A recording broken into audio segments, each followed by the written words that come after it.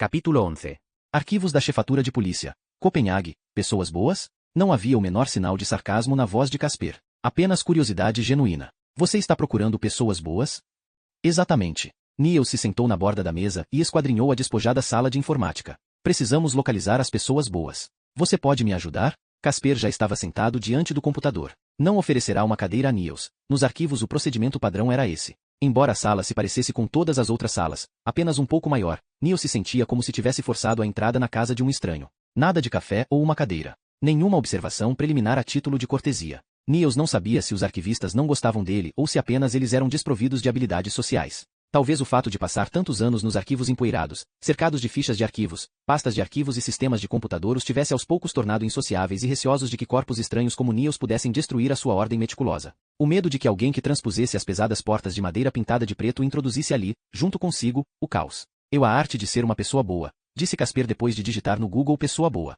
Ele prosseguiu. O que apareceu o maior número de vezes. Jesus. Que bom que a gente pode contar com o seu trabalho, Casper. Casper desviou os olhos da tela, genuinamente satisfeito com o cumprimento de Niels. Ali a ironia não funcionava, lembrou-se Niels. Claro que não. A ironia pode gerar mal-entendidos, e os mal-entendidos podem causar erros de índice e com isso fazer desaparecer para sempre um livro fundamental, um arquivo importante ou talvez uma carta decisiva. As salas de armazenamento de arquivos continham mais de 300 mil itens registrados. Niels nunca havia entrado ali. O acesso era rigorosamente proibido para funcionários não autorizados, mas as poucas pessoas que a conheciam diziam que ela era o tesouro da história da polícia. Havia documentos que remontavam ao século XIII. E uma enorme quantidade de casos de assassinato não esclarecidos. Mais de 100 desde o final da Segunda Guerra Mundial. Evidentemente muitos dos criminosos já estavam enterrados havia décadas e seriam julgados no outro mundo. Mas com base na estatística se podia dizer que havia pelo menos 40 assassinos circulando livremente por aí. Sem falar em todos os dinamarqueses desaparecidos. Alguns haviam fugido, mas outros tiveram tanto sucesso na sua saída de circulação que não estavam incluídos nas estatísticas de assassinatos não esclarecidos. Muitos colegas de Niels tinham pedido permissão para pesquisar nos arquivos depois de aposentados. Assim, embora de nada adiantasse ser irônico ali, o lugar não deixava de ter uma ironia fundamental própria. Só depois que se aposentavam é que os policiais tinham tempo suficiente para fazer o trabalho para o qual tinham sido contratados. Um tempo exagerado era gasto com papelada desnecessária. Relatórios que ninguém lia, documentação que não tinha interesse para ninguém. Chegaria um dia em que eles não poderiam usar o banheiro sem antes consultar uma tabela do Excel. Nos últimos 8 ou 10 anos as coisas tinham piorado. O governo havia falado em abolir toda a papelada excessiva e a burocracia desnecessária, mas na realidade o que estava acontecendo era exatamente o contrário. Nesse meio tempo os problemas com que se tinha de lidar nas ruas e becos eram em volume suficiente. Clubes de ciclistas, guerras de gangues, violência bestial em todas as abominações imagináveis, a remoção dos invasores da casa da juventude e os conflitos que se seguiram a ela, jovens imigrantes desorientados que não sabiam a diferença entre um grill descartável e o carro do vizinho, empresários cruéis que estavam sempre à espera de uma oportunidade para se apropriar dos ativos de uma companhia, gangsters do leste europeu e do Oriente Médio, prostitutas africanas, pobres coitados com problemas mentais que não tinham para onde ir porque o número de leitos hospitalares fora drasticamente reduzido, e assim por diante. Não era surpreendente que alguns policiais achassem necessário trabalhar até depois da idade da aposentadoria. Entre os chefes de polícia se dizia a boca pequena, meio de brincadeira, que o governo devia criar uma guarda republicana, como nos países do Oriente Médio. Um pequeno exército de agentes dispostos a cumprir as ordens do governo. Segundo eles, essa guarda poderia cuidar de expulsar os hippies velhos da cidadezinha de Cristiânia e combater os manifestantes que estavam por toda parte. Isso criaria um espaço de respiração para que a polícia pudesse fazer aquilo que ela fazia melhor: proteger e servir. Proteger as pessoas, evitar crimes e resolver os que ocorressem. Casper deu a Niels um olhar hesitante. Jesus serviria para você? Precisamos localizar os dinamarqueses, Casper. Os dinamarqueses vivos. Dinamarqueses bons? Isso. Pessoas boas e corretas. Eu gostaria de ter uma relação delas. Os juízes da Suprema Corte e gente desse tipo? Não seja idiota. E por que você não me dá um exemplo? Eu a Cruz Vermelha, disse Niels. Ah, entendi. Então você está falando de instituições de caridade. Não só, mas também. Casper voltou a olhar para a tela do computador. Quantos anos ele teria? Provavelmente não mais de 22. Hoje tantos jovens já sabem tanta coisa, pensou Niels. Já deram 3 vezes a volta ao mundo e concluíram sua educação formal. Falam muitas línguas e sabem desenvolver os seus próprios programas de computador. Quando Niels tinha 22 anos ele sabia remendar um pneu de bicicleta e contar até 10 em alemão. Quantos você quer? Cruz Vermelha, Anistia Internacional, Assistência Luterana de Emergência, Unicef da Dinamarca, Academia de Paz. O que é a Academia de Paz? Indagou Suzane, a arquivista mais velha, olhando por cima do seu trabalho. Casper deu de ombros e passou adiante. Suzane dirigiu a ele e a Niels um olhar contrariado. E quanto ao Salve as Crianças? Eu faço doações para eles, disse Suzane. Eu não quero organizações. Quero pessoas. Pessoas boas. Então que tal a mulher que dirige o Salve as Crianças? Perguntou ela. Niels respirou profundamente e resolveu começar tudo de novo. É o seguinte, No mundo inteiro estão matando pessoas boas. Pessoas que lutaram pela vida de outros seres humanos. Pelos seus direitos e condições de vida. Ok, vamos tentar outra coisa, cortou Casper. Vamos fazer uma busca com essas palavras. Quais palavras? Referência cruzada. As pessoas que são especialmente boas sempre são mais mencionadas na mídia, certo? Se um terrorista está viajando pelo mundo para matá-las, ele tem de obter suas informações em algum lugar. E esse lugar é a internet. Eu concordo. Então tudo o que nós, e os terroristas, temos de fazer é digitar as palavras que achamos capazes de gerar uma lista de campeões de bondade. Palavras como ambiente, terceiro mundo. Coisas desse tipo. Enquanto Suzane pensava se a ideia era boa, Niels acrescentou à lista mais palavras. Ajuda humanitária, AIDS, medicina. Casper assentiu com a cabeça e prosseguiu. Clima, vacina, câncer, ecologia, carbono. Mas o que é que significa ser uma pessoa boa? Indigo Suzanne. Na verdade isso não importa, disse Casper. O importante é o que os outros percebem como bom. Niels tinha pensado em outras palavras. Pesquisa, água limpa, não, água potável. Suzanne finalmente desistiu do SCU ceticismo. O que tal mortalidade infantil?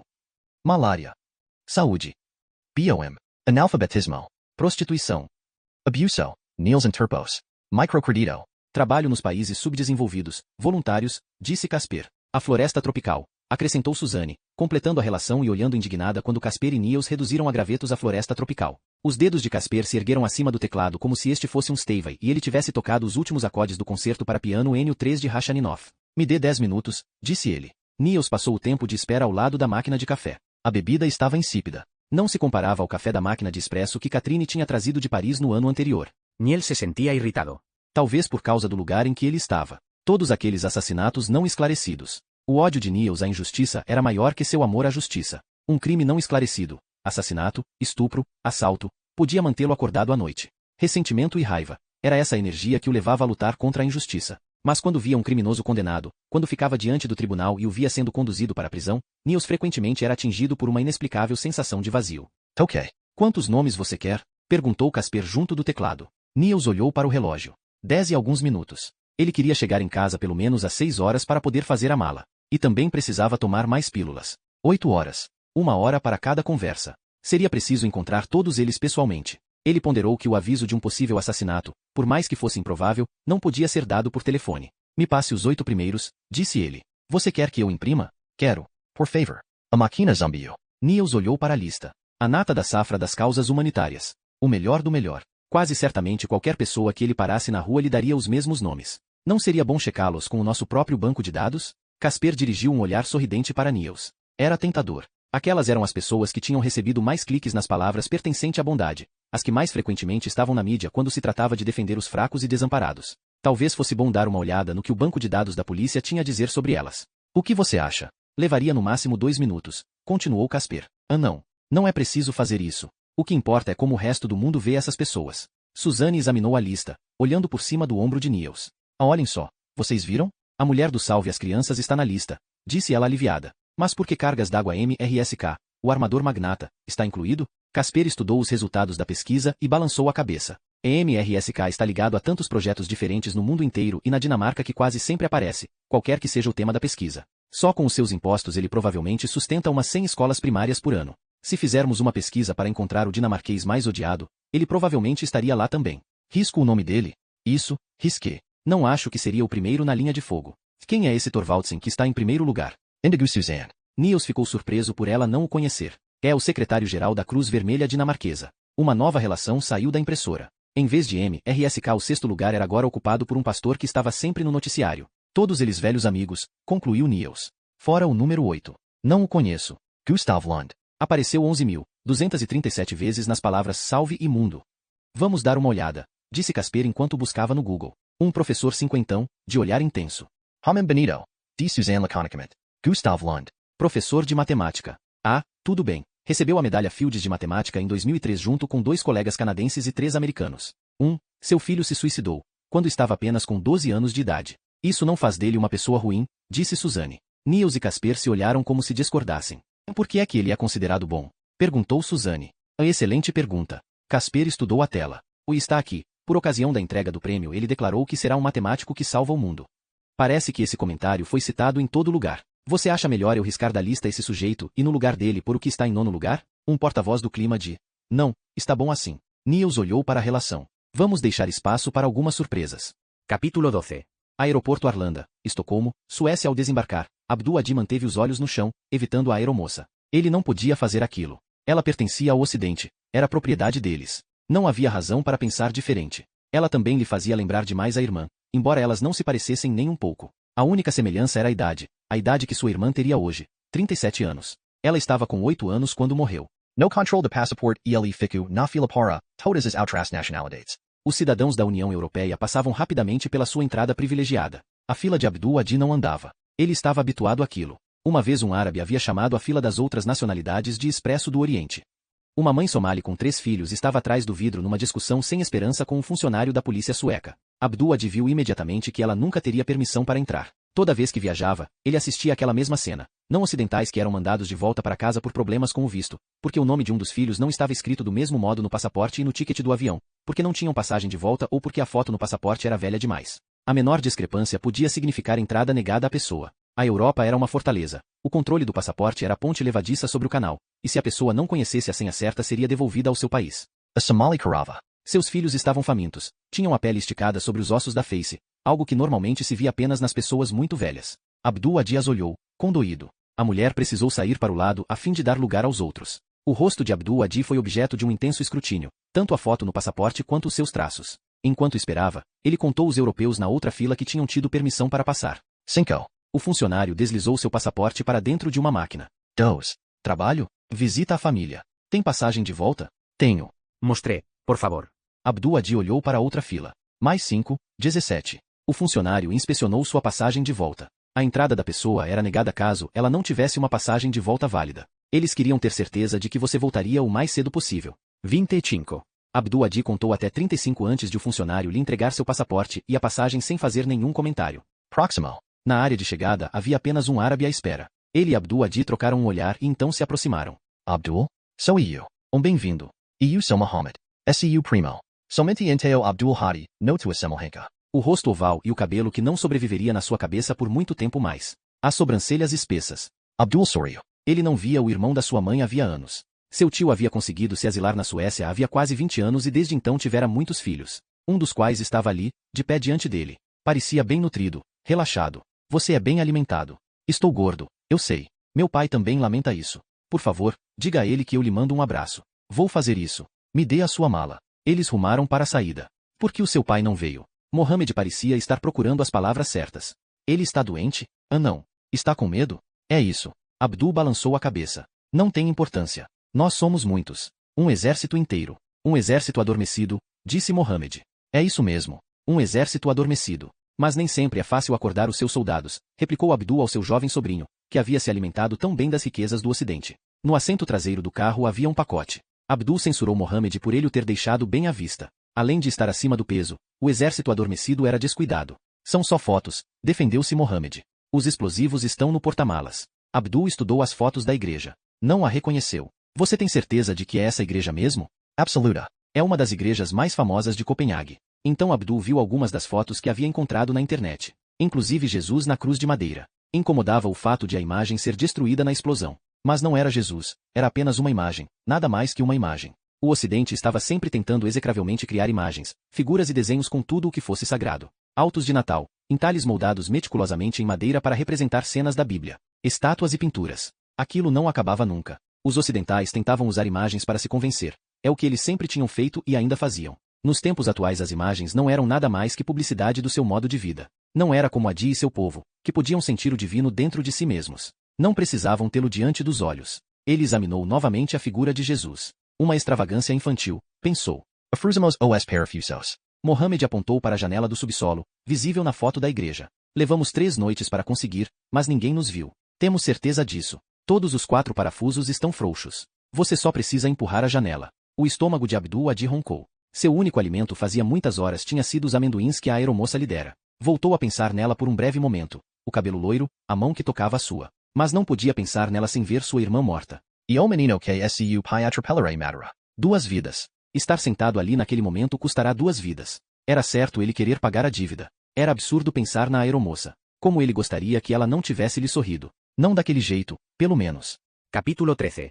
Polizia de Estado. Veneza o pacote estava na mesa. Muito provavelmente o único registro do que havia acontecido quando um dos assassinatos foi cometido. Tinha sido quase impossível obtê-lo, mas ele havia conseguido. Tommaso de Bárbara esfregou os olhos e então olhou para o pacotinho muito bem embalado, na mesa da sala de reuniões. Ele rastreara muitas vítimas, mas não tinha posto a mão em nenhuma pista para encontrar o assassino. Parecia que o comissário Morante havia resolvido não vir trabalhar sozinho. Tommaso ouviu os passos deles no hall. Passos da autoridades andando ritmicamente. Na música um tempo unificado é bom, mas quando aplicado ao andar humano é aterrorizante, pensou Tommaso. Quando as pessoas andam num único ritmo é porque vão fazer algo brutal demais para estarem sozinhas. A porta abriu. O comissário se sentou e antes mesmo de olhar para Tommaso encheu copos de água para si mesmo, para o gerente de pessoal e o homem do continente, que Tommaso não conhecia. De Bárbara se esforçou para parecer o mais saudável possível, uma vez que estava febril e com dor de cabeça. Que noite difícil. Com a viúva do insuflador de vidro, disse o comissário. E ela confessou? Indigo Tommaso. Confessou. De manhãzinha. Esperou até chegar um padre junto com o Flávio. Foi por causa de uma apólice de seguro? Não, não existia seguro de vida. O comissário limpou a garganta e então mudou de assunto. Tommaso, agora vou lhe perguntar pela última vez. Fui eu? Foi a resposta imediata de Tommaso. Foi você? Fui eu quem contatou as autoridades chinesas. Pedi que elas me mandassem a fita. Ela pode conter informações de grande importância. O comissário elevou a voz. Sem autorização, você usou canais oficiais para mandar alertas para Kiev, Copenhague e uma longa lista de outras cidades. Tommaso deixou de prestar atenção. Perguntou-se como o comissário tinha descoberto. Certamente alguém o delatara. Ou então eles estavam de olho nele havia mais tempo do que ele imaginava. Tommaso tentou novamente explicar. Como já lhe disse, esses assassinos têm seguido um padrão específico, e ainda haverá outros. Silêncio. Alguém limpou a garganta. Mas Tommaso, disse o comissário, você contatou a nossa embaixada em Nova Delhi e conseguiu que eles mandassem um homem em Mumbai procurar indícios.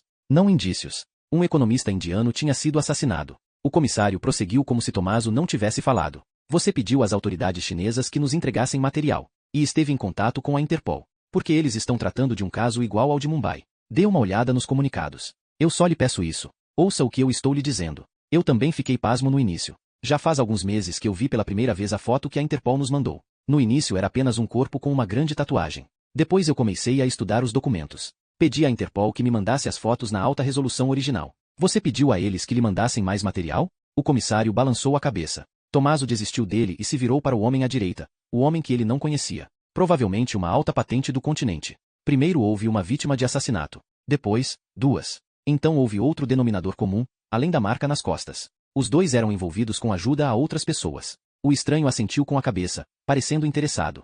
Eu contatei a Interpol, mas eles disseram que não queriam mexer com aquilo. Disseram que a importância do caso era mínima. Por isso eu comecei a trabalhar por conta própria. Começou a trabalhar por conta própria? Repetiu o comissário, novamente balançando a cabeça. Fazia isso fora do horário de trabalho. Não negligenciei os meus deveres. Não perdi um único turno. Usei para a investigação o tempo que era meu. O seu tempo. Você acha mesmo que isso só tem a ver com o seu tempo? Você também usou o tempo dos outros. Um empregado da embaixada em Nova Delhi, por exemplo. Temos alguma responsabilidade. O comissário optou por ignorar o comentário de Tommaso e continuou. Amanhã iremos receber uma delegação de visitantes proeminentes. O ministro da Justiça e alguns juízes e políticos. O que é que eles vão achar disso?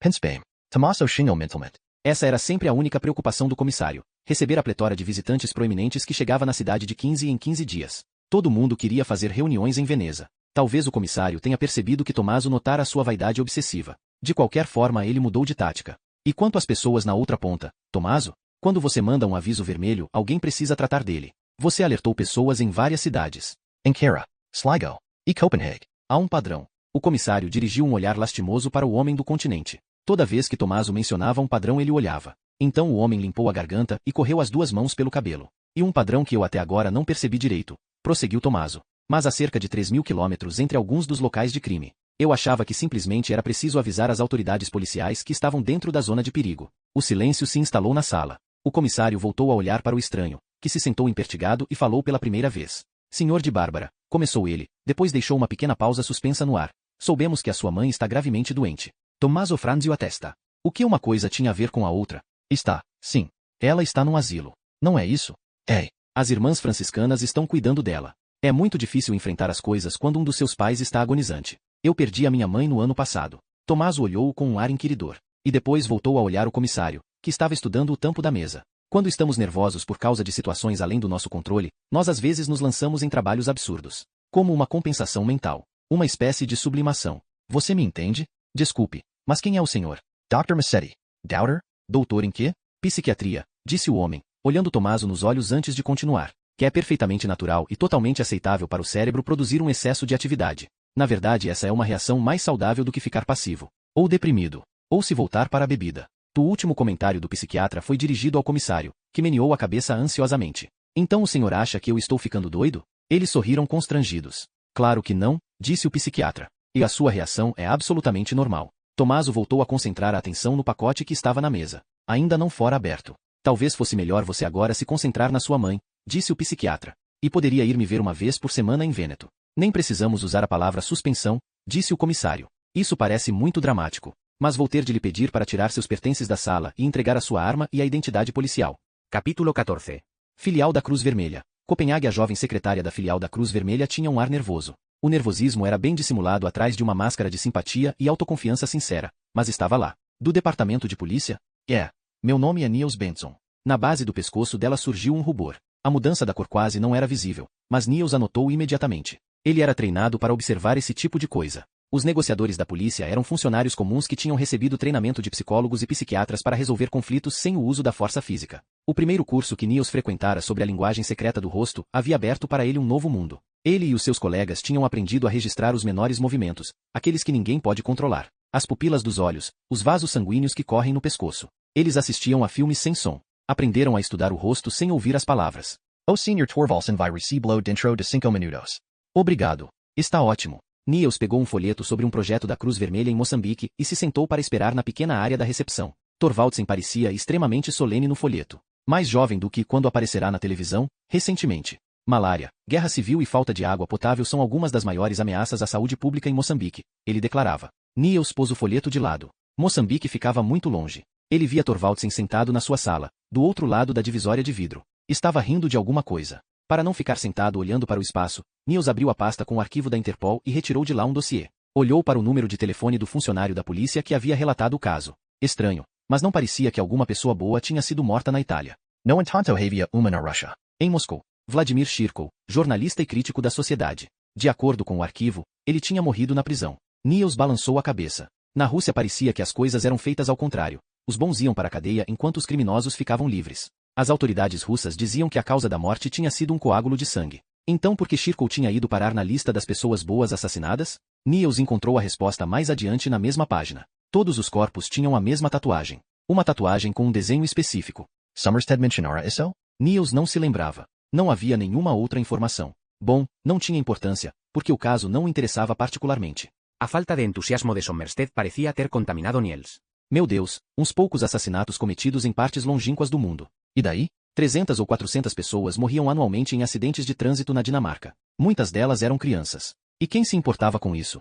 Havia funcionário de polícia no outro do mundo pensando nesses mortes no transito naquele exato momento? Era muito improvável. A única coisa que interessava a Niels era o fato de que logo mais ele estaria a caminho de encontrar Katrine. Tomaria os tranquilizantes como açúcar. Desfrutaria o sol. E não se importaria nem um pouco com o fato de o hotel, de acordo com Katrine, parecer uma cidadela feia cercada de arame farpado e guardas armados. Ele ia se deliciar com a comida fabulosa que os filipinos da equipe de cozinha do hotel preparavam ganhando salários indecentes. Transaria com Katrine, deleitando-se com o seu belo corpo. Desfrutaria o fato de poder tocá-la sempre que quisesse. Somerstead e tudo o que lhe dizia a respeito seriam esquecidos. E alô? Niels estava com o celular na mão. Não tinha se dado conta de que fizera uma ligação. Era como se os seus dedos tivessem vontade própria. Um círculo fora desenhado em torno de um nome num dos documentos do arquivo. Tomaso de Bárbara, seguido de um número de telefone. Ele havia feito aquele círculo? Ou alô? Repetiu a voz. Tommaso de Bárbara? Disse Niels em voz alta. Provavelmente ele não estava pronunciando direito. Sim. A voz parecia cansada, deprimida. Eu aqui é Niels Benson, informou ele em inglês. Estou ligando da divisão de homicídios de Copenhague. Tenho um comunicado aqui que diz que você foi o primeiro policial a... Escusa. Parla italiano? Ah não. Français? Niels hesitou. Olhou para a secretária. Por acaso você fala italiano? Ou francês? Indigo ele. Ah não. Ela lhe deu um sorriso radiante. Ele nunca havia visto alguém tão feliz por não falar um idioma estrangeiro. Ou seria por ele ter lhe dado uma atenção que ela não esperava receber. Torvaldsen agora estava saindo da sala. Monsieur, alô? Disse a voz no telefone. Eu ligo para você mais tarde, senhor de Bárbara. Certo? Niels encerrou a conversa e SEPOS. Torvaldsen estava junto da porta, despedindo-se dos seus dois visitantes. Mantenha os cartões perto do peito. Não queremos começar um frenesi midiático agora, recomendou ele a um dos homens, pondo a mão no seu ombro. Estamos combinados? Está aqui um homem da polícia pedindo uma pequena reunião com o senhor, murmurou nervosamente a secretária. Da polícia? Torvaldsen se viru e viu Niels. Aconteceu alguma coisa? Ah não, não. Niels deu um passo na direção dele e estendeu a mão. Niels Benson, de Policia de Copenhague. Torvaldsen tinha o aperto de mão forte e um olhar decidido. Era um homem acostumado a ser levado a sério pelos outros. Da polícia? Eu repetio ele. Niels Miniu a Cabica. É só um minuto. Capítulo 15. Polizia de Estado. Veneza Tommaso anotou o número do telefone do funcionário da polícia dinamarquesa. Ele se sentia quase eufórico, apesar da sua nova condição, oficialmente em licença remunerada. Aquela fora a primeira vez, em todos aqueles meses que ele tinha passado investigando o caso, que lhe haviam respondido. Ele fechou a porta da sala. O comissário tinha lhe dado o resto do dia para redigir seu relatório sobre a viúva do insuflador de vidro. Não que houvesse algum problema no caso. Era uma simples questão de confissão de culpa. A mulher não tinha sido capaz de aguentar a pressão por mais tempo. Sua sala tinha uma vista do canal e da estação ferroviária. O mobiliário se compunha de uma escrivaninha, uma cadeira e um sofazinho estofado de imitação de couro verde. Havia também um guarda-roupa, mas Tommaso não usava para roupas. Ele o abriu. O comissário não o havia encontrado. Tinha quase certeza disso. Do contrário, o chefe teria mencionado o fato junto com a suspensão. Todo o interior do guarda-roupa estava coberto de recortes sobre o caso. Fotos das vítimas. Mapas dos locais. Citações da Bíblia. As reflexões e teorias de Tommaso. Ele ouviu passos e rapidamente fechou a porta do guarda-roupa. Sabia que estavam de olho nele. Sua secretária, Marina, acabará de entrar na área de recepção e tinha o ar culpado. Claro, eles a haviam envolvido também. Ela bateu na porta de vidro. Entrez, diz Tommaso. Marina pôs a cabeça no interior da sala, mas fez um esforço para ficar com o resto do corpo na área da recepção. Ligaram do hospital. Sua mãe chamou você durante toda a noite. Entre, Marina. Ela obedeceu, fechando a porta atrás de si. Você contou para eles em que eu ando trabalhando, não foi mesmo? O que você esperava que eu fizesse? O comissário me ligou ontem à noite e me pediu para vir aqui. Eram mais de 8 horas. Seus olhos estavam marejados. Calma. Eu não estou culpando você de nada. Você mentiu para mim. Menti? Eu achei que estava trabalhando em caráter oficial quando traduzi todos aqueles documentos para você. Ela apontou para o guarda-roupa. Você tem ideia de quantas horas eu passei fazendo aquelas traduções? Do italiano para o inglês e vice-versa? Você fez um excelente trabalho. Mas não falou nada sobre isso. Ele apontou para o guarda-roupa. Eles não me perguntaram. Ótimo, Marina. Marina se impertigou e fez uma óbvia tentativa de avaliar o estado mental de Tommaso. Ele sorriu. Precisava dela para poder tomar posse do pacote da China. Pare de me olhar desse jeito, disse Tommaso. Eles estão dizendo que é por causa da sua mãe. Pergunte a si mesma em quem você deve acreditar. Em mim ou no comissário? Ela pensou na questão. Marina era uma mulher sensível. Ele a tinha pessoalmente escolhido para ser sua secretária. Mãe de 3 filhos, muito gorda, com um coração de ouro, e, até mais importante, falava inglês. O idioma era o açafrão linguístico de Veneza. Muito poucas pessoas eram fluentes em inglês, e quem tinha essa qualificação recebia um salário alto. O Rimmel de Marina estava barando. Ele lhe entregou um lenço de papel e desistiu de esperar a resposta. Você pode me arrumar um caixote de papelão? Vou levar a caixa de documentos para minha casa. E depois, se você não se importar de me fazer um último favor. Ela fez com a cabeça um gesto afirmativo e disse, tudo bem. Isto é importante, Marina. Mais importante que você ou eu. Quando o comissário lhe der o pacote que veio da China e lhe pedir para mandá-lo de volta, não mande. Ela estava mais uma vez lhe dirigindo um olhar obediente. Era isso que ele queria. Em vez disso, você deve mandá-lo para a pessoa que tem esse número de celular. Ele lhe entregou o guardanapo onde escrevera o número. Quem é essa pessoa? É uma autoridade policial de Copenhague. Um homem que está trabalhando no caso. Talvez o único, agora que eu fui demitido. Como é que eu vou descobrir quem ele é? Ligue para esse número e pergunte a ele. Ou lhe mande uma mensagem de texto e peça seu nome e endereço. Depois lhe mande o pacote. Em mala diplomática. Assim será mais rápido. Capítulo 16. Filial da Cruz Vermelha. Copenhague. O senhor disse pessoas boas? Niels não sabia se Thorvaldsen estava lisonjeado ou aborrecido. Todas as vítimas de assassinato eram pessoas boas? Isso. Pediatras, ativistas dos direitos humanos, trabalhadores em ajuda humanitária. Pessoas na sua linha de trabalho. E atividades humanitárias. Pode usar esse termo aqui. Niels examinou a decoração marcante da sala. Mobília com design dinamarquês. Wegener. Paul Monsen. Tapetes persas autênticos. Enormes janelas panorâmicas. Uma grande foto emoldurada de Thorvaldsen ladeado por Nelson Mandela e Bono, provavelmente tirada na Ilha Robin. Quem mais está na lista? Pergunta Thorvaldsen. Perdão? Eu a sua lista. A quem mais o senhor vai avisar? Desculpe, mas isso é confidencial, disse Niels. Thorvaldsen recostou-se na cadeira, balançando a cabeça quase imperceptivelmente. A relação que o departamento de polícia tem, contendo todos os homens bons do reino. Imagino que eu deva considerar uma honra estar incluído nela? Niels não soube o que dizer. Thorvaldsen prosseguiu. Por que o senhor acha que há uma ligação entre esses assassinatos? Não poderia ser uma coincidência? Claro, isso é possível. Mas nós não estamos envolvidos na investigação real. É então em que é que vocês estão envolvidos? Ele deu um sorriso zombeteiro, para não parecer cético. Mas era tarde demais. Pense nisso como um sinal de advertência. Um sinal muito pequeno. Para o caso de ocorrer algo fora do comum. Um arrombamento. Vandalismo. Qualquer coisa desse tipo. Suponho que o senhor não tenha recebido ameaças nos últimos anos. Ou recebeu? Constantemente. Torvaldsen Miniu a Kabika. Os advogados da minha ex-mulher me ameaçam dia e noite. Bateram na porta e a secretária entrou, com uma cafeteira e xícaras. Acho que não há necessidade de café, disse Torvaldsen dirigindo-lhe um olhar feroz. Já estamos acabando. Niels percebeu imediatamente. Ela havia cometido outro erro. Seu chefe não estava satisfeito com ela. Então ele sentiu que precisava ir em socorro dela. Só uma xícara seria ótimo. Obrigado. Em troca de todas as moedas que eu jogo nas latas de coleta da Cruz Vermelha sempre que vocês estão levantando fundos. Com as mãos ligeiramente trêmulas, a secretária serviu-lhe uma xícara. Obrigado, disse Niels erguendo o olhar para ela. Torvaldsen indagou. O senhor vai me oferecer proteção policial? Ele parecia ter passado do estado de não mais se sentir lisonjeado para o de um tanto atemorizado. Nós ainda não chegamos a esse ponto, disse Niels. No momento o nível de ameaça é mínimo. Ele deu a Torvaldsen um sorriso tranquilizador. Sabia perfeitamente bem que esse comentário causaria uma reação oposta à pretendida. Não era a palavra mínima que o subconsciente do homem se apegaria, e sim ao termo nível de ameaça. Se alguém está preocupado com diversas doenças, não adianta ler sobre elas, por mais raras que sejam. Pelo contrário, isso somente alimenta a ansiedade da pessoa. Niels sentiu sabidamente uma prompt necessidade de punir Torvaldsen. De dar ao seu subconsciente alguns bocadinhos extras para ele mascar incessantemente nas próximas noites. Embora os assassinatos tenham sido realizados com extraordinária astúcia, no momento atual não há razão para acreditar que a Dinamarca será o próximo alvo. Niels sorriu novamente para a secretária antes que ela saísse da sala. Então por que o senhor está sentado aqui conversando comigo? Precaução oportuna. Se o senhor acha que a minha vida está em perigo, precisa garantir a minha segurança. Não enquanto o nível de ameaça estiver no ponto em que está agora. Se ele subir, nós evidentemente tomaremos as medidas necessárias. Até então o senhor deve apenas ficar calmo?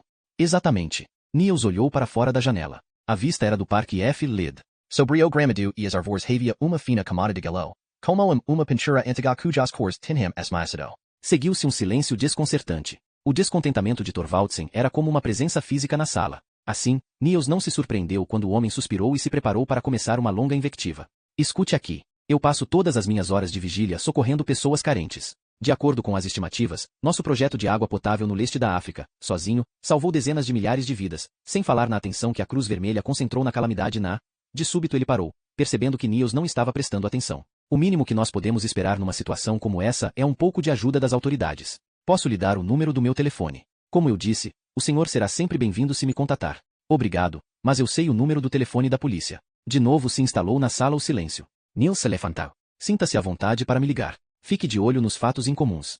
Claro. Ótimo. Cumprimente Amundsen, na Anistia Internacional, por mim. Eu suponho que ele seja o próximo da lista. Pergunte a ele se nós podemos nos esconder juntos, na casa de campo dele ou na minha. Niels balançou a cabeça e saiu da sala. Não se preocupe, Torvaldsen, pensou ele ao descer no elevador. Você não corre perigo. Ele tirou da pasta a lista. A relação de todos os homens bons do reino, como Torvaldsen havia se referido a ela. Então riscou de propósito o nome de Torvaldsen.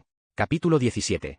LYNGBY, subúrbio de Copenhague. Deus sabe porque eles precisam de todo este espaço, pensou Niels ao virar a esquina de uma das ruas residenciais. Nenhuma alma à vista. Diante das casas enormes havia pequenos carros estacionados, os veículos das esposas. Mais tarde, de noite, os carros grandes voltariam para casa e estacionariam ao lado daqueles. A chapa de metal na porta pintada de vermelho escuro tinha apenas um sobrenome: Amundsen. O segundo nome da lista.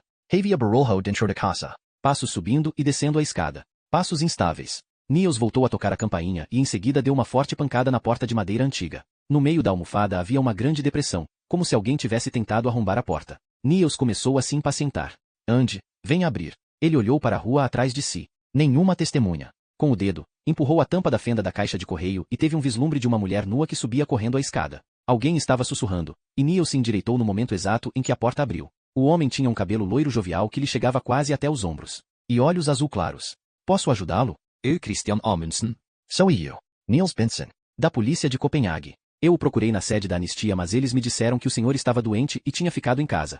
Amundsen, alhu aderdoado para Niels Antesta responder.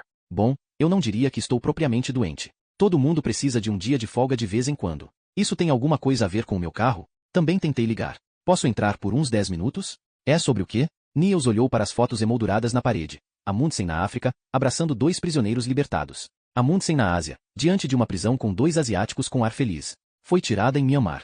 Amundsen entrou na sala. O senhor está se referindo à Birmânia? Prisioneiros políticos. Passei 3 anos tentando libertá-los da prisão de Insen. É um dos presídios mais terríveis do mundo. Deve ter sido um período difícil. E o senhor acha que eu consegui asilo para eles na Dinamarca? Não se o senhor faz a pergunta assim. Por fim o governo australiano concordou em aceitá-los. Depois de uma grande pressão de muita gente, inclusive nossa. A moça cujas pernas Niels havia admirado entrou com um serviço de chá numa bandeja. Agora estava de jeans colantes e um encantador batom vermelho que combinava com o seu cabelo preto asiático. Ela não teria nem um dia há mais de 20 anos. A química entre ela e Amundsen era elétrica. Niels se sentiu como se estivesse na cama entre eles. Essa é Pinoy. Ela trabalha para nós como babysitter. Oi, disse ela. Chá? Uma voz doce, obsequiosa mas autônoma. Aceito, obrigado. Pinoy também foi perseguida pelas autoridades. Ela foi mandada para a prisão 2 vezes. Mesmo assim tivemos de desistir de trazê-la como refugiada. Mas podemos fazê-la entrar como babysitter. Essa regra jamais será tocada. Não enquanto as classes superiores precisarem de mão de obra barata. Voltando ao nosso assunto, começou Niels, mas Amundsen o interrompeu. Esse é mais ou menos o único meio que nós temos de trazer alguém para a Dinamarca. Tentamos ajudar o maior número possível. Niels esperou se passarem alguns segundos para deixar a desculpa de Amundsen se desvanecer. Como eu estava dizendo, não há razão para o senhor se preocupar. Só precisa me ligar caso aconteça algo incomum. Um arrombamento, vandalismo, buracos abertos com picaretas, ligações telefônicas misteriosas etc. Nada disso me aconteceu. Essa coisa está me parecendo um pouco absurda. Quer dizer, a ideia de que alguém vai sair por aí matando pessoas boas. Amundsen deu um pulo ao ouvir o som de um carro estacionando lá fora. São as crianças. O senhor pode esperar um minuto? Antes que Niels tivesse tempo de responder, Amundsen já saíra. Pela janela da frente Niels viu a mulher de Amundsen, em estado de gravidez adiantada, tentando tirar do carro 2 crianças pequenas. A moça asiática estava de pé ao lado dele. Parishia Zangada. Ele lhe sussurrou algo antes que a porta se abrisse. Crianças felizes, sorrisos e abraços sinceros. Niels usou o tempo de espera para examinar mais uma vez as fotos das vitórias de Amundsen. Um artigo emoldurado, pendurado na parede, anunciava: a Anistia Internacional salva iemenitas da deportação. Perdão. Amundsen parou no vão da porta com uma criança nos braços. Era um homem aturdido que tentava equilibrar seus impulsos pessoais e todo o bem que o seu superego queria realizar. Niels sorriu para o menininho. Tudo bem. Como eu estava dizendo, me ligue se o senhor vir algo fora do comum. E não há razão para se preocupar. Amundsen pegou o cartão de Niels. Não estou preocupado. O senhor quer saber o que eu acho? Claro. O senhor está procurando no lugar errado. Por que o senhor acha isso? Não é no meu campo que o senhor vai encontrar as pessoas boas. Com tanto envolvimento do ego e da atenção da mídia. Meu trabalho não é encontrar as pessoas boas. Eu só preciso advertir aqueles que um maluco pode considerar bons. Amundsen hesitou. Depois, calmamente, olhou Niels nos olhos e disse: o senhor tem certeza disso? Amundsen ficou sentado sozinho no escritório. O policial tinha ido embora. Não fora uma visita agradável. O homem parecia capaz de ver perfeitamente a sua vida. Todas as mentiras. Porque ele não tinha mencionado os telefonemas anônimos. A pessoa que batera o telefone quando ele atenderá a ligação no meio da noite? Ou a vez em que alguém atirara uma garrafa na porta da frente? Amundsen ainda ouvia mentalmente o estouro. A garrafa tinha se espatifado em milhares de pedaços e deixado um amassado permanente na porta. Entre os estilhaços de vidro ele havia encontrado um rótulo no gargalo da garrafa. Amarilla Cream. Amundsen conhecia muito bem a marca. Um licor cremoso africano, exageradamente doce e com o desenho de um elefante no rótulo. Uma vez ele havia se embebedado com amarula em Serra Leoa. Ou talvez tenha sido na Libéria. Será que a garrafa atirada na porta da frente da sua casa tinha relação com um desses casos? Serra Leoa, a porta de entrada do inferno. Crimes pavorosos, pobreza, fome, doença, corrupção, ditadores malucos e um sistema de justiça inexistente que obstava o trabalho que a Anistia tentava realizar. Era impossível evitar passos em falso em lugares assim. E passos em falso criavam inimigos. Um dos incidentes o havia impressionado particularmente. Junto com os outros diretores da Anistia, alguns anos antes Amundsen tinha ido à Serra Leoa. Eles iam montar um centro de atendimento psicológico para crianças que lutavam como soldados. Amundsen tinha encontrado 2 garotos que estavam na prisão, no corredor da morte, condenados por um massacre horrendo na sua aldeia. Um menino havia atirado no próprio irmão mais novo, de 10 anos de idade. O menino tinha 12. Ele tinha exigido que o resto da família fosse executado. Amundsen nunca havia encontrado alguém tão só. O país, o exército que o havia raptado, as autoridades do bem-estar social, se é que elas podiam ser assim chamadas, a família do menino, enfim, todos o tinham abandonado à sua própria sorte. A Anistia havia colhido mais de 100.000 assinaturas de apoio a ele. Amundsen as tinha entregue pessoalmente ao presidente da Suprema Corte do país. Essa corte era uma farsa. A sala do tribunal tinha sido usada antes para banquetes num hotel abandonado.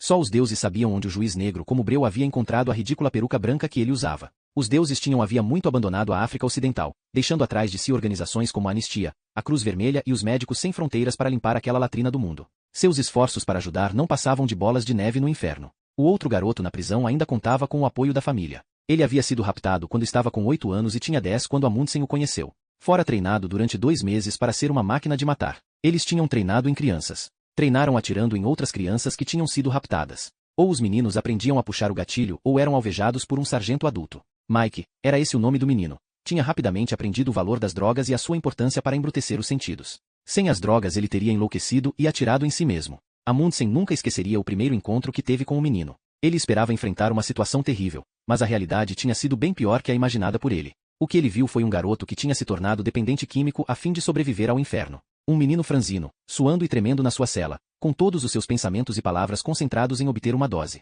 Amundsen estava em contato próximo com a família do garoto. Talvez ele tentasse instilar demasiada esperança neles. Os dois meninos acabaram sendo executados num pátio de prisão imundo. Claro. Todas as histórias de Serra Leoa acabavam em morte. A mãe do menino havia censurado Amundsen, dizendo que ele não tinha feito o suficiente e podia ir para o seu país. Ele ainda se lembrava do que ela lhe gritara: "A morte do meu filho paga o seu salário." Amundsen muitas vezes pensava nessas palavras. Elas o tinham impressionado fortemente. Uma conclusão injusta, disse ele para si mesmo. Ele estava lutando por eles, afinal de contas. O seu trabalho era instilar esperança. Mas a mãe do menino não tinha entendido isso, e as palavras dela continuavam assombrando. A morte do meu filho paga o seu salário. Capítulo 18. Centro da cidade. Copenhague. Niels pegou novamente a relação. Severin Rosenberg, E.L.E. Liu. O nome que estava logo após o último. Depois dele o único que faltava era Gustav Lund, o personagem Coringa, o matemático que tinha ganhado uma medalha Fields. Niels se sentia tentado a pensar que o homem era uma zebra e não só um dos bem-intencionados queridinhos da mídia. Isso reforçava sua percepção de que a lista estava tentando localizar as pessoas boas, as pessoas que tinham encontrado meios de ajudar que não fossem a participação em manifestações sobre o clima ou cortejos à luz de vela na praça da prefeitura. Niels não tinha tido tempo para uma pesquisa extensa. O que ele sabia era o mesmo que todos saberiam lendo os jornais regularmente nos últimos anos. O que significa que em várias ocasiões Severin Rosenberg oferecerá abrigo a indivíduos que não tinham conseguido asilo. Ele era um pastor dos refugiados, como a mídia gostava de chamá-lo. Diversos setores da extrema-direita haviam decidido dirigir a ele o seu ódio. Junto com eles havia amplos segmentos da população dinamarquesa. Mas Severin Rosenberg tinha se recusado a se deixar intimidar. Ficara firme na sua crença de que amor fraterno significava amor fraterno e não podia ser aplicado apenas aos loiros de olhos azuis. Todos tinham obrigação de estender a mão às pessoas carentes de ajuda. Em diversas ocasiões Niels já havia visto o pastor discutir suas opiniões na televisão. Rosenberg lhe dava a impressão de ser um idealista inteligente mas ligeiramente sonhador que estava disposto a comer o pão que o diabo amassou para defender suas crenças. 2000 anos antes ele teria sido atirado aos leões no Coliseu, perseguido como os outros cristãos que acreditavam em compartilhar tanto o amor quanto os bens. Havia nele algo de legitimamente ingenuo. Niels achava isso cativante. Por outro lado, Niels achava as igrejas enfadonhas. No que lhe dizia respeito, quem via uma via todas. Ele sempre achará isso, mas Katrine tinha uma queda pelos amplos espaços sagrados. Uma vez ela o arrastara até Eligandskirke, a Igreja do Espírito Santo, durante uma celebração cultural noturna em Copenhague. Um coro havia cantado hinos em latim e um escritor barbudo expusera a história da igreja. De tudo o que ele falou, a única coisa de que Niels se lembrava era que em alguma época ela funcionara como um convento que abrigava crianças. Durante a Idade Média, quando Copenhague estava se tornando conhecida como metrópole europeia, inúmeros viajantes começaram a chegar à cidade. Cavaleiros, ricos habitantes das cidades e mercadores. Essa expansão significou mais prostitutas e mais filhos ilegítimos. Os bebês eram frequentemente mortos assim que nasciam. Então Eligandskirke foi ampliada e recebeu o status de hospital religioso com o objetivo expresso de acolher os bebês dados pelas mulheres que tinham se tornado mães contra a vontade. Niels estacionou o carro e estudou a igreja. 600 anos depois os cidadãos de Copenhague continuavam levando seus filhos ali. O convento era agora uma creche. Niels ficou sentado no carro durante algum tempo, olhando para o céu, onde o sol lutava para brilhar através de uma fina camada de nuvens acinzentadas. Ele olhou para as pessoas que passavam na calçada. Uma jovem mãe com um carrinho de bebê. Um casal mais velho que caminhava de mãos dadas, como se recém-apaixonados. Era um lindo dia de inverno em Copenhague. Copenhagen, como a cidade tinha sido apelidada em honra à conferência sobre o clima. Niels atravessou a praça, notando imediatamente o carro da patrulha estacionado no meio-fio. A uma distância razoável ele podia ouvir um homem gritando para os policiais. A fala quase ininteligível, inequívoca, de uma voz estragada pelo uso intenso de drogas. Os policiais tinham agarrado os braços do homem. Não fui eu, seus filhos da puta. Niels conhecia bem o tipo. Inclusive já o havia aprendido muito tempo antes. Apenas um dos numerosos caloteiros de Copenhague. Uma figura insolente que fazia todos desviarem o olhar num misto inútil de empatia e nojo. O drogado se livrou das garras do policial e começou uma fuga cômica. Avançava cambaleando com suas pernas frágeis. Mas não era seu dia de sorte, porque ele deu de cara com Niels. EPA, calma. Me solta, cara. Droga. Niels agarrou os braços do drogado até os policiais chegarem ali. O homem era pele e ossos. Seus braços pareciam a ponto de quebrar a qualquer momento. Era evidente que ele não ficaria neste mundo por muito tempo. Seu hálito cheirava a morte. Niels precisou virar o rosto enquanto o rapaz usava suas últimas energias para amaldiçoar o mundo. Calma com ele, disse Niels ao entregá-lo aos jovens policiais, aproveitando a oportunidade para lhes mostrar sua identidade policial. Um dos homens queria obrigar o viciado a se deitar nas pedras frias para algemá-lo. Não acho que isso seja necessário, você acha? Disse Niels. O drogado estava olhando para ele, mas sem nenhum sinal de reconhecimento. O que foi que ele fez? Estava tentando arrombar o porão da igreja. Não era eu. Gritou o drogado. Oh, me ouve, homem. Eu só queria um lugar para me picar. Niels olhou para o relógio. Ele já estava atrasado. Não tinha tempo para saber exatamente o que havia acontecido. Não se quisesse terminar a sua relação às 6 horas. O pobre coitado ainda estava falando. Aonde é que a gente tem de ir? Me diz. Em que droga de lugar a gente tem de ir quando precisa se picar? As algemas se fecharam com um clique inócuo em torno dos punhos delgados do drogado. Niels notou a tatuagem do homem. Uma serpente vermelha e um dragãozinho envolto em vários símbolos que ele não conseguiu decifrar. A tatuagem era relativamente nova. Não tinha as cores embotadas nem as linhas borradas das tatuagens mais antigas. Não era tampouco um tipo de tatuagem não autorizada da prisão. Era trabalho de profissional. Uma pequena obra de arte. No final de contas, os parafusos da janelinha do porão tinham sido afrouxados e no chão havia uma seriga usada. Niels jogou a seriga numa lata de lixo. Ele não chegava a ser louco por sangue de outras pessoas. No espaço entre duas pedras do pavimento ele encontrou também parafuso. Pegou e experimentou enfiá-lo na dobradiça da janela. Serviu perfeitamente. Um dos policiais jovens estava de pé ao lado dele. Você revistou o sujeito? Pergunta Niels. Revistei. Encontrou uma chave de fenda? Não. Niels lhe mostrou o parafuso. Portanto, não foi ele que tirou o parafuso da janela. Além disso, ele não tem a força necessária para fazer isso. O policial deu de ombros. Não ligava a mínima para aquilo. Então disse, se é só isso, eu vou levar o sujeito para a delegacia. Niels não estava prestando atenção. Pensava na tatuagem do drogado. Porque um tipo como aquele, que tinha uma enorme dificuldade para arranjar diariamente as 1000 coroas de que precisava para sustentar o seu consumo de droga, gastaria 10.000 numa tatuagem nova. Porão da Eleganskirche. Copenhague Rosenberg se parecia muito com a versão dele próprio que Niels havia visto na televisão. Um homem alto, corpulento, calvo, com uma postura ligeiramente recurvada. Seu rosto era redondo como um sol sorridente de desenho infantil. Mas por trás das lentes grossas dos óculos uma grande solenidade se ocultava nos seus olhos fundos. Acontece algumas vezes por ano, disse Rosenberg. Eles estavam de pé no porão sob o escritório da igreja. O espaço era praticamente vazio. Poucas cadeiras, algumas caixas de papelão empoeiradas, uma pilha de panfletos numa estante. Nada mais. Os drogados e moradores de rua sempre imaginam que a nossa caixa de coleta está repleta de dinheiro. Mas de fato estão ficando mais ousados. Isso normalmente acontece à noite. Nunca em plena luz do dia. O senhor não viu nada suspeito? Alguém andando furtivamente por aí? Não. Eu estava lá em cima no meu escritório, respondendo a todos os e-mails raivosos, essas coisas, e repassando todos os detalhes da última reunião do conselho da nossa paróquia. Vou poupar você dos detalhes. Niels olhou atentamente o pastor. Ele sorriu. As pessoas sempre falam para a polícia mais do que esta lhe pergunta. Está faltando alguma coisa? Com uma expressão resignada, Rosenberg passou os olhos pelos bens terrenos da igreja. Cadeiras dobráveis, caixas de papelão. Coisas que são empilhadas e em seguida esquecidas. Niels esquadrinhou a sala. Atrás daquela porta tem o quê? Ele não esperou a resposta. Foi até lá e abriu a porta. Viu-se olhando para um quartinho escuro. As luzes fluorescentes demoraram a acender. Mais mesas e cadeiras dobráveis. E, num canto, uma pilha de colchões velhos. É aqui que eles viviam. Indigo Niels, Verando S. Rosenberg S. Proximo. Você vai me prender por isso agora? Algo que podia ser uma crítica da polícia despontou nos olhos de Rosenberg. Ele havia transformado uma parede úmida de porão numa galeria. Fotos em branco e preto dos dias que os refugiados tinham passado na igreja. Um testemunho. Niels olhou para os rostos. Medo. E esperança. A esperança que Rosenberg lhes havia dado. Quantos eram? 12, no grupo mais numeroso. Isto não é exatamente o Hotel de Angleterre, mas eles nunca reclamaram. Palestinos? E somalis, Aimenidas, sudaneses. Até um albanês, um único. Se é que eles estavam dizendo a verdade. Alguns não eram particularmente falantes quando o assunto era esse. Certamente eles tinham as suas razões. Niels estudiou o pastor. Eles estavam a apenas centímetros um do outro, mas a distância parecia maior. Um escudo invisível envolvia Rosenberg.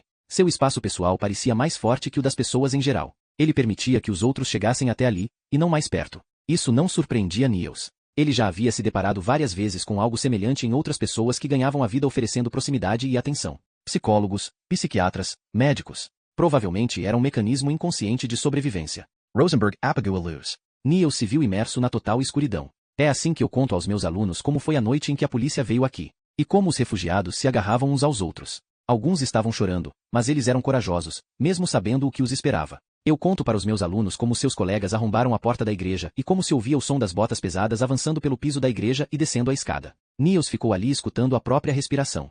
Mas eles não entraram? Não. Seus colegas não entraram aqui. Vocês desistiram. Niels sabia perfeitamente que quem tinha desistido não havia sido a polícia. Foram os políticos que haviam cedido à pressão da opinião pública. Rosenberg voltou a acender a luz, e Niels olhou novamente para as fotos, tentando imaginar como teria sido. Não são mais de 12 nessa foto? Niels contou. Era evidente que havia mais refugiados naquela foto que nas demais.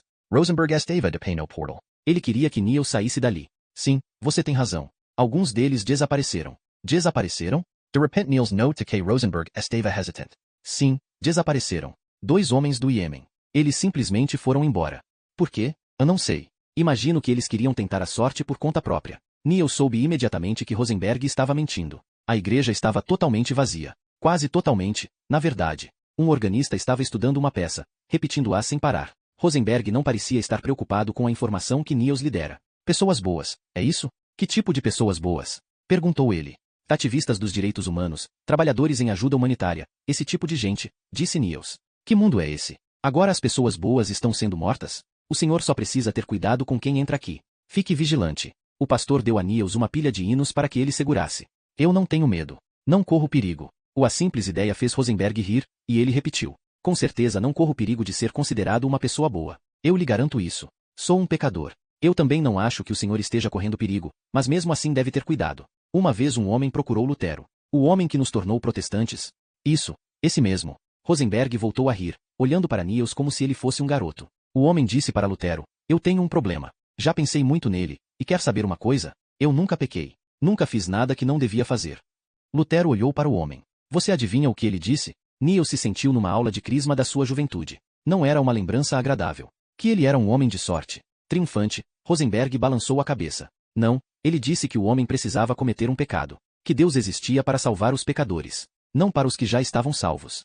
O organista Peru de Tokar. Alguns turistas entraram na igreja e estudaram seu interior com uma curiosidade compulsória. Era evidente que Rosenberg ainda queria dizer outras coisas para Niels, mas ele esperou o eco do órgão se dissipar a caminho do teto. Os judeus têm um mito sobre as pessoas boas. O senhor conhece esse mito? Eu nunca tive muito interesse por religião. Niels viu como a sua frase tinha soado, então acrescentou como um pedido de desculpa, embora não devesse dizer isso a um pastor. Rosenberg prosseguiu como se Niels não tivesse dito nada, parecendo estar de pé no púlpito numa manhã de domingo. Tem a ver com as 36 pessoas boas que mantêm vivo o resto da humanidade. 36? Por que 36? Cada letra do alfabeto hebraico tem um valor numérico. As letras que compõem a palavra vida totalizam 18. E assim, 18 é um número sagrado. Ou e 18 mais 18 são 36. Isso significa 2 vezes sagrado? Perfeito para alguém que não se interessa muito por religião. Niels sorriu, sentindo um orgulho pueril. Como foi que descobriram isso? O que é que o senhor quer dizer? Como foi que se soube que Deus tinha posto 36 pessoas aqui na Terra? Niels conteve um sorriso de descrença. Ele falou com Moisés sobre isso. Niels ergueu o olhar para as enormes pinturas. Anjos e demônios. Mortos se arrastando para fora da sepultura. O Filho de Deus pregado numa cruz de madeira. Niels tinha visto muita coisa nos seus 20 anos de polícia. Demais. Percorrera Copenhague de cabo a rabo buscando indícios e motivações para crimes. Tinha procurado em cada canto escuro e sinistro da alma humana e descoberto coisas cuja mera lembrança o deixava nauseado. Mas nunca vira uma sombra de indício de que havia qualquer tipo de vida depois da morte. Sinai. Moisés subiu a montanha e recebeu os mandamentos. Nós ainda vivemos a vida de acordo com o que ele ouviu de Deus. A ponto de, na verdade, os termos convertido em lei. Não matar. Isso não conteve ninguém. Rosenberg do da Ambrose e continua. Eu amar o próximo. Não roubar. Tenho certeza de que você conhece os 10 mandamentos. Sim, claro. Na realidade o seu trabalho é cuidar para que os 10 mandamentos de Deus sejam observados. Assim, talvez você esteja mais envolvido no grande plano do que imagina. Rosenberg provocou Niels, sorrindo. Niels não pôde deixar de sorrir também. O pastor era intelligent e experiente. Tinha anos de treinamento em como lidar com descrentes. Pode ser, respondeu Niels. Mas o que foi que Deus disse a Moisés? E ele disse que em cada geração poria na terra 36 pessoas boas, justas, para tomar conta da humanidade. Eles devem sair por aí fazendo proselitismo ou o quê? Não. Porque eles não sabem que foram escolhidos. O senhor quer dizer que as pessoas boas não sabem que são boas? Isso mesmo. Elas não sabem que são boas. Somente Deus can his a sua identidade. Mas elas ficam de vigília sobre todos nós. O pastor permaneceu em silêncio por um tempo. Como eu disse, isso é muito importante na fé judaica. Se você quer falar com um especialista, vá até a sinagoga em Kristallgade. Niels consultou o relógio e pensou em Katrine, nos tranquilizantes e no avião que ele devia tomar no dia seguinte. Isso é mesmo tão inimaginável? Prosseguiu o pastor. E a maioria de nós admite que o mal existe no mundo. Indivíduos maus. Hitler. Stalin. Então por que não o oposto? 36 pessoas que oferecem um contrapeso para a balança divina. Quantas gotas de bondade são necessárias para manter o mal sob controle? Só 36, talvez. O silêncio caiu sobre eles. Rosenberg tomou das mãos de Niels os hinos e colocou-os de volta no lugar na estante próxima da saída. Niels trocou com o pastor um aperto de mãos. Era a primeira pessoa da relação com quem ele tinha querido trocar um aperto de mãos. Talvez o espaço sagrado da igreja estivesse exercendo um efeito sobre ele, afinal de contas. Como eu disse, só acho que o senhor deve ser um pouco cauteloso, repetiu Niels. Rosenberg abriu a porta para ele. Lá fora havia uma multidão agitada. Música natalina, sinos repicando, carros, barulho, Um mundo enfurecido, caótico. Niels olhou nos olhos do pastor, perguntando-se qual teria sido a mentira dele lá no porão. No seu necrológio para Gerald Ford, Kissinger disse que o presidente morto tinha sido o último homem bom. Alguém também disse o mesmo sobre Oscar Schindler. Ou foi Gandhi? Ou Churchill? Churchill? Você pode mandar as pessoas para a guerra e ainda assim ser considerado bom? Rosenberg fez uma pausa para pensar nisso. Podem surgir situações em que fazer o mal é o certo. Mas aí você deixa de ser bom. É disso que o cristianismo trata, de podermos viver uns com os outros somente quando aceitamos o pecado como parte da condição humana. Niels olhou para o piso da igreja. Estou vendo que o amedrontei. Os pastores são bons nisso. Rosenberg riu amavelmente. Tenho o número do seu telefone, disse Niels. O assim, vou saber se o senhor me ligar no meu celular. Prometa que me ligará se acontecer alguma coisa. Niels voltou para o carro. Parou ao lado da janela do porão da igreja. Alguma coisa não se encaixava. A janela do porão. O dragado. A tatuagem. Rosenberg mentindo para ele. Uma porção de coisas não se encaixava, pensou ele. Mas as coisas nem sempre têm de parecer lógicas. Era isso que envenenava o trabalho do policial. As pessoas são mentirosas. A questão era descobrir qual mentira encobria não só um pecado mas um crime. Capítulo 19. Ospedale Fate Bene Fratelli, Venezia Freira era filipina. Irmã Madalena da Ordem do Sagrado Coração. Tamoso gostava dela. Um rosto bonito e sorridente para ajudar os doentes terminais a partir deste mundo. A casa de repouso recém-aberta ficava no lado norte do antigo bairro judeu. Do gueto até lá era uma caminhada que Tomaso fazia em poucos minutos. O bairro ainda era chamado de gueto, embora a palavra tivesse adquirido um significado diferente. Era ali que a palavra tinha se originado. Ghetto significava fundir ferro em italiano. Centenas de anos atrás as fundições venezianas ficavam nessa parte da cidade, junto com os judeus. A área ficou então conhecida como gueto. Um lugar que mais tarde se tornaria o modelo para muitos bairros urbanos em todo o mundo, que tinham em comum o fato de as pessoas não poderem sair dali. Madalena disse o nome de Tomaso quando ele entrou na casa de repouso. Senhor de Bárbara, sussurrou ela. Uma paz abençoada reinava no lugar. Ninguém jamais elevava a voz ali. Como se a intenção fosse preparar os agonizantes para o silêncio eterno que eles não tardariam a encontrar. Sua mãe sofreu muito na noite passada. Eu fiquei sentada ao lado da cama durante toda a noite. Ela olhou para ele com aqueles olhos encantadores. Aquilo era algo rude, mas ele não podia deixar de pensar. Por que ela se tornará freira sendo tão linda? O seu coração é bom, irmã Madalena. Sorte minha mãe, ter senhora do lado dela. E ter um filho como o senhor. Ela falava sério. Tomaso não tinha dúvida quanto a isso, mas, como o mecanismo de um relógio, sua consciência culpada gritou imediatamente. O agora vou ter mais tempo. E ali hesitou. Porque ele lhe contaria. Fui suspenso do meu trabalho. Ela tomou sua mão. Isso talvez seja uma bênção. Ele precisou reprimir uma risadinha. Uma bênção? Sua mãe tem chamado o senhor. Sinto muito, mas eu estava fazendo o turno noturno na estação. Parece que ela estava preocupada com o senhor. Ficava repetindo que havia uma coisa pela qual o senhor não devia pagar.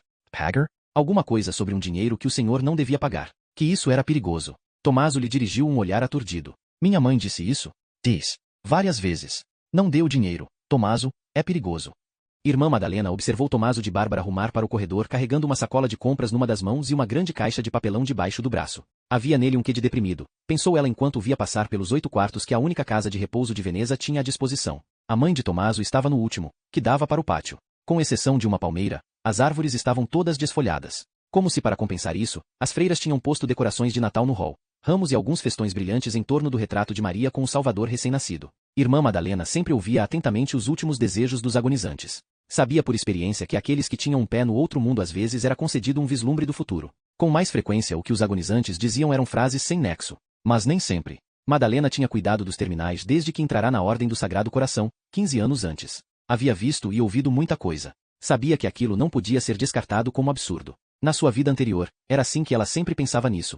A irmã Madalena tinha sido prostituta. Mas Deus a salvara. Isso era claríssimo para ela. Ela conservava até uma prova. O recibo de uma bicicleta que ela levará para consertar. Em Manilha ela havia sido a companhia frequente de um americano ex-piloto. Ele tinha se fixado nas Filipinas e gastava a aposentadoria com mulheres e álcool. Era ex-combatente da Guerra do Vietnã e para provar isso tinha cicatrizes na barriga e nas pernas. Provavelmente na alma também. Mas agora estava morrendo. Não era uma morte digna. Ele nunca havia conseguido dominar seus desejos.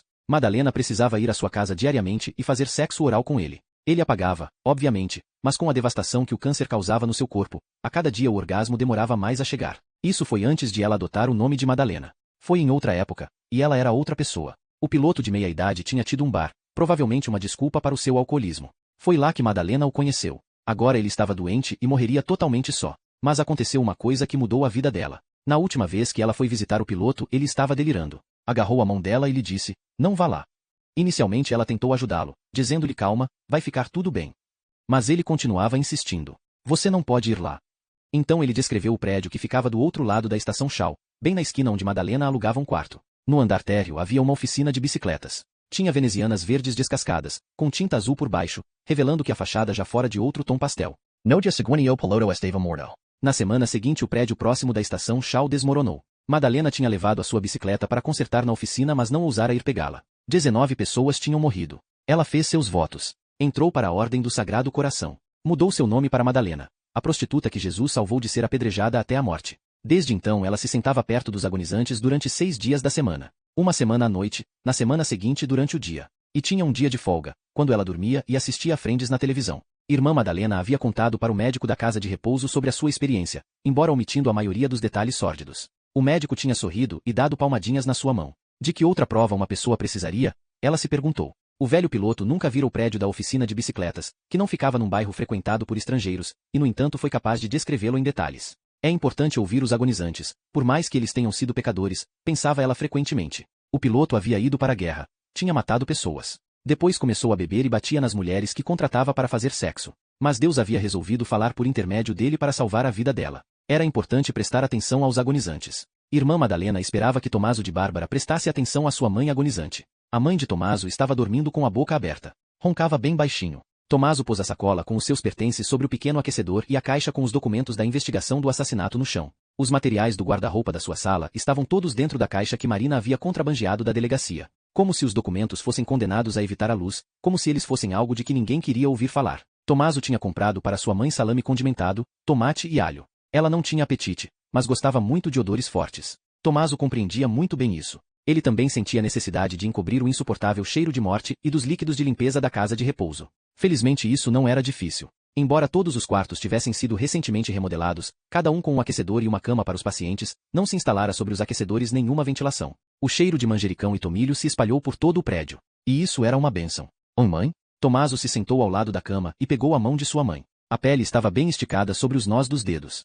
Havia tanta coisa sobre a qual eles não tinham conversado. Tanta coisa sobre a vida dela que ele ignorava. Como o período da guerra, quando o pai dele tinha passado muitos meses na prisão. Seu pai apoiara o lado errado, embora provavelmente não fosse assim que ele visse a coisa, mesmo no fim da vida. Ele continuará um fascista fiel até a morte prematura. Agora nós finalmente teremos paz, disse a mãe de Tomaso quando eles o enterraram no cemitério. Cremado. A urna foi acrescentada ao espantoso mosaico de urnas empilhadas. Aquilo era um labirinto, e na primeira visita Tomaso quase se perdeu. O cemitério na ilha fora da cidade não podia crescer mais nada. Para resolver o problema do espaço limitado ele fora construído verticalmente. O resultado eram corredores que se erguiam em direção ao céu, um corredor após o outro com pilhas de caixinhas retangulares. Tomaso duvidava que a mãe quisesse ocupar o espaço reservado para ela ao lado do seu pai. Já estava na hora de perguntar isso a ela. Oh mãe? Ela acordou. Olhou em silêncio para ele, parecendo não o ter reconhecido. Sou eu. Estou vendo. Esse que o siga? Ele sorriu. Ela era dura na queda. Nunca relutava em dar uma boa bordoada ou alfinetada. Mas também era capaz de oferecer consolo. Tomaso respirou fundo. Não podia adiar mais a questão. Oh mãe, você sabe o lugar onde estão as cinzas do papai? Nenhuma resposta. Sua mãe ficou olhando para o teto. Quando você se for, um dia, é lá que você quer que fiquem as suas cinzas? Você passou na mercearia? Trouxe as coisas? Oh mãe, cozinhe alguma coisa para mim, meu filho. Assim eu posso me deliciar com o cheiro. Ele balançou a cabeça. Ela deu uma palmadinha na mão dele. Eu já falei para a irmã Madalena tudo o que você precisa saber. Ela vai lhe dizer. Depois. Não se esqueça de conversar com ela. Tomaso tentou se levantar mas ela apertou a mão dele com uma força surpreendente. Você não me ouviu? Eu vou falar tudo para a irmã Madalena. Você tem de fazer o que ela lhe disser. E ali hesitou. Lembrou-se do que a freira tinha lhe dito. Alguma bobagem sobre algo que ele não devia pagar. Ele sorriu, esperando tranquilizá-la. Tudo bem, mãe. Vou fazer isso. Capítulo 20.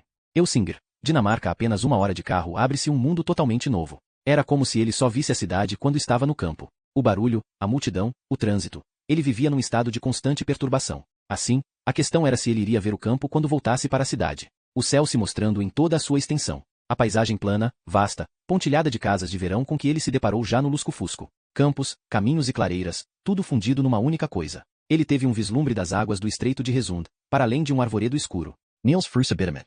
Conferiu a sinalização da estrada e deu marcha a ré por alguns metros. O cascalho estalou sob os pneus. Então ele saiu da estrada, dirigiu algumas centenas de metros e estacionou perto da única residência que havia por ali, no final do caminho.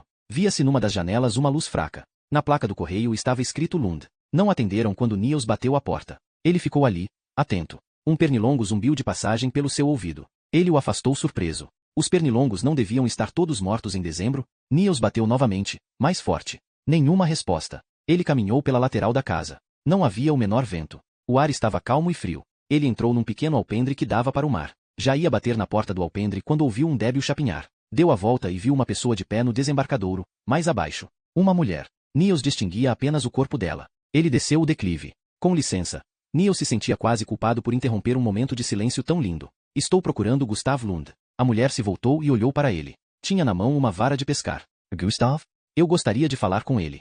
Ele está em Vancouver. Quem é o senhor?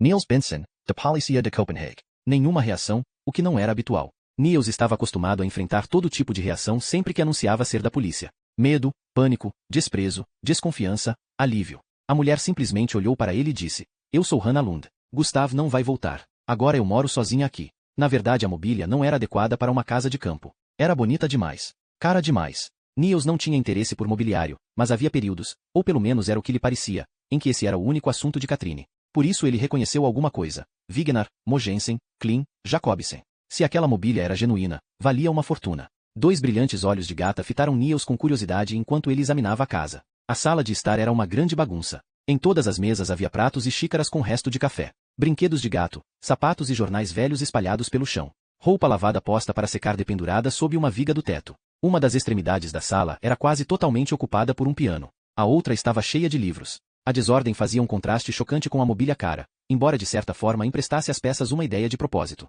Talvez por ser bom ver uma mobília tão cara sendo realmente usada. Sempre que Niels e Katrine, em raras ocasiões, visitavam algum arquiteto colega dela, Niels normalmente evitava essas visitas. Ele experimentava uma sensação desconfortável. Uma impressão de inadequação. Ele não gostava de ficar naqueles apartamentos elegantes de Cerbero, bebericando seu vinho branco Corton Charlemagne cuja garrafa custava 600 coroas, cercado de mobília cara de designer e quase não ousando se sentar no sofá. Katrine achava graça nisso. Então o Gustav é considerado uma boa pessoa? Hannah cortou um sorriso ao entregar a Niels uma xícara de café. Você tem certeza de que está procurando o homem certo?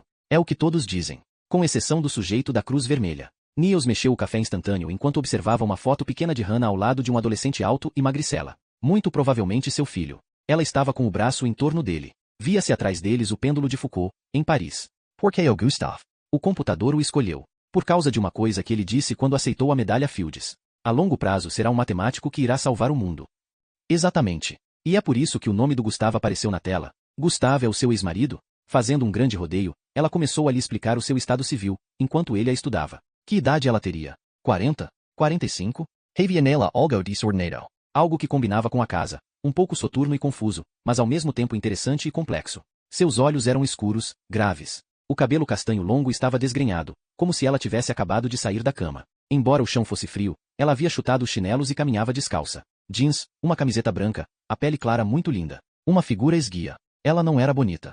Se Niels não tivesse outras coisas na cabeça, poderia ter se perguntado por que diabo se sentia atraído por aquela mulher. Talvez fosse muito simples, ele disse para si mesmo. Ela não estava usando sutiã e ele via muito mais através da camiseta do que ela provavelmente teria gostado. E eu fui aluna dele. Niels tentou se concentrar no que Hannah dizia. Sentada no sofá, ela envolvia os ombros delgados com uma manta cinza cheia de pelos de gato. Sou astrofísica e discutia muito com ele sobre matemática. O Gustav é um dos matemáticos europeus mais importantes. Você é astrofísica? Sou. Ou melhor, era. Começamos a nos ver apenas socialmente. No Kamiko e Yumi admirava como feito de genio como o Gustav. E neo hesito dizer que ele é genio. Porque o que ele realmente é? Esse dar o trabalho de flirt comigo. Depois eu me apaixonei por ele. E então nós tivemos o Johannes. Ela emudeceu abruptamente. Niels viu outra coisa na sua expressão. Tristeza? Sim, tristeza. Então ele se lembrou de que Gustav Lund tinha perdido o filho. Johannes estava morto. Ele se matara. O silêncio se instalou na sala. Não foi constrangedor. Nenhum dos dois tentou salvar a situação com uma conversa superficial. Ela sabia que ele sabia. Você vive aqui o ano inteiro? Vivo. Não se sente muito só? Não foi sobre isso que você veio aqui para conversar. O frio súbito na voz dela tinha a função de encobrir a dor que a torturava. Ele soube disso ao fitá-la. Era algo que ela preferia guardar só para si. Lidar com o luto era a pedra fundamental do trabalho de um negociador. Foi nisso que os psicólogos se detiveram por mais tempo no curso dado a Niels e outros policiais. Era quando as pessoas não podiam lidar com o seu luto que as coisas saíam erradas, levando a armas, reféns e suicídio. Mais de uma vez Niels tinha sido forçado a dar aos pais a terrível notícia de que seu filho tinha morrido. Ele conhecia bem as diversas fases pelas quais a pessoa passava quando vencida pela dor. Então se perguntou há quanto tempo o filho de Hannah teria se suicidado. Ela lhe pareceu estar na chamada fase de nova orientação. O estágio em que a pessoa enlutada tentava redirecionar sua atenção para o mundo. Quando ela novamente, Ainda que apenas por pouco tempo, talvez, ousava olhar para o futuro. Era a fase que em última instância envolvia dizer adeus. Afastar-se do ente querido. A fase mais difícil de todas, uma longa jornada para dentro de si, e muitos eram forçados a desistir no meio do caminho. Quando perdiam a batalha, o resultado era uma terrível derrota. Uma vida desperdiçada na depressão profunda. Em alguns casos o indivíduo acabava como paciente psiquiátrico, ao passo que outros se viam equilibrando-se na borda de uma ponte no alto de um prédio. E então Niels era convocado para entrar em cena. Sinto muito ter incomodado você. Niels se preparou para ir embora. Como eu disse, não é nada muito importante. Não há nenhuma razão para se preocupar. Eu não estou preocupada. Eles podem ir em frente e atirar no Gustav, se quiserem. Hannah fixou os olhos no rosto de Niels, como se quisesse enfatizar que falava sério. Ela estava de pé um pouco próxima demais de Niels, mas ele era provavelmente a única pessoa que teria notado isso. Havia algo estranho na sua linguagem corporal. Ele já havia notado isso lá embaixo no desembarcadouro. Mas talvez fosse esse o jeito dos cientistas, pensou ele. Sua grande inteligência ocupava mais espaço no cérebro, desalojando as habilidades sociais comuns. Embora sentindo a doçura do hálito dela, ele deu um passo para trás. Em algum lugar um telefone estava tocando. Ele levou um tempo até localizar o som no próprio bolso. Tirou o celular e olhou para o mostrador. Um número de outro país. Perdão. 1 minuto. Alô? Niels ficou à escuta. Inicialmente ouviu apenas barulho na linha. Alô? Quem está falando? Finalmente ele ouviu uma voz. Era Tommaso de Bárbara, o homem para quem Niels tinha ligado antes. Estava falando em italiano, embora muito devagar, como se isso ajudasse. O senhor fala inglês? Endaha, Niels. Tommaso disse não em tom de desculpa. Pelo menos ele entendeu o que Niels estava perguntando. Scusi. E depois ele sugeriu francês. Ah não. Espere 1 minuto. Niels voltou-se e olhou para Hannah. Por acaso você fala italiano? Ou francês? Ela assentiu com a cabeça, mas em seguida pareceu ter se arrependido disso. Francês. Um pouco. Espere 1 minuto. O senhor pode falar com a minha assistente. Niels estendeu para Hannah o celular. E polícia de Veneza. Você só precisa ouvir o que ele quer me dizer. O assistente? Ela não quis pegar o telefone. Do que é que você está falando? Só me fale o que ele está dizendo para você. Só isso. Não. Ela pareceu muito inflexível. Mesmo assim, pegou o telefone. Oui? Niels a estudou enquanto ela falava. Não era capaz de julgar a sua fluência no francês, mas ela falava rápido e aparentemente sem nenhum esforço. Ele está perguntando sobre os assassinatos do número. Ela manteve a mão sobre o celular e olhou para Niels. Os assassinatos do número? Esse número será o que os mortos têm nas costas? Ele tem certeza disso? Peça a ele para explicar. Você disse que o seu nome é Benson. Ele quer saber como é que você se chama. Benson. Isso. Niels balançou a cabeça afirmativamente. Niels Benson. Pergunte a ele se há suspeitos. Se há alguma. Ela apertou com o dedo o outro ouvido e se afastou um pouco. Niels fixou o olhar nela. Pelo canto do olho viu a gata se aproximar lentamente. Ele se sentou e a deixou cheirar sua mão. Então passou a examinar a foto de Hannah com o filho. E depois olhou para a estante onde havia um álbum de fotos aberto. Foi até lá para olhá-lo. 6 fotos contavam toda a história. Hannah. Talvez des anos antes. Como tipo de premio de pesquisa nas mãos. Serindo orgulhosa. Jovem, linda e irradiando vida e ambição. O mundo estava aos seus pés. E ela tinha consciência disso e saboreava o momento. Algumas fotos dela com Gustav. Um homem extraordinariamente bonito, que teria uns 50 anos. Cabelo escuro jogado para trás. Olhos escuros. Alto e de ombros largos. Sem dúvida um homem com muitas admiradoras. Aberto para olhares de flerte, propostas tentadoras. Uma foto mostrando Hannah grávida. Ela estava de pé, de braço dado com Gustav na ponte do Brooklyn. Niels olhou mais atentamente para a foto. Talvez ele tivesse se tornado exageradamente policial. Às vezes o papel o aborrecia e cansava, mas não pôde deixar de notar que enquanto Hannah estava olhando para a câmera os olhos de Gustav estavam voltados para o lado. O que ele estaria olhando? Uma mulher bonita que por acaso passava na ponte? Depois 2 fotos mostrando somente Hannah e o garoto. Onde estava Gustav? Em alguma conferência? Em algum lugar, cuidando da sua carreira de cientista internacional enquanto a mulher e o filho ficavam em casa? A última foto era do aniversário do menino. 10 velhinhas e Johannes escrito no bolo. Hannah e outros adultos estavam sentados em torno do garoto, que se preparava para soprar as velas. Niels olhou para a cena. Era uma dessas fotos em que a pessoa ausente era a presença mais forte. Gustav. Ele ficou falando sobre um mito antigo. Hannah estava de pé bem atrás de Niels e lhe estendia o telefone. Ela teria notado que ele estivera olhando as fotos? Niels voltou-se para ela. Mito? Que tipo de mito? Alguma coisa sobre 36 pessoas boas. Da Bíblia. Eco. Eu não entendi tudo. Mas você não acha isso fascinante? A maioria dos assassinatos foi cometida a aproximadamente 3.000 quilômetros um do outro. É por isso que ele contatou a sua delegacia. Aparentemente são 3.000 quilômetros entre um dos últimos locais de crime e... O Copenhague, disse Niels, interrompendo-a. Por um momento eles ficaram simplesmente olhando um para o outro. Hannah observou Niels dar marcha ré para sair da entrada de carros. O cartão dele ainda estava na mão dela. Por um segundo os faróis dianteiros a cegaram. Depois ela viu a placa do carro dele, segunda 12.041. Ela pegou na gaveta uma caneta esferográfica. O carro de Niels se afastava. Talvez ela tivesse se enganado. No Piterol de janela havia binoculo. Ela o pegou e correu para a janela da cozinha. Então ajustou o foco para ver com mais clareza. Lá estava ela. Era isso mesmo. Segunda 12.041.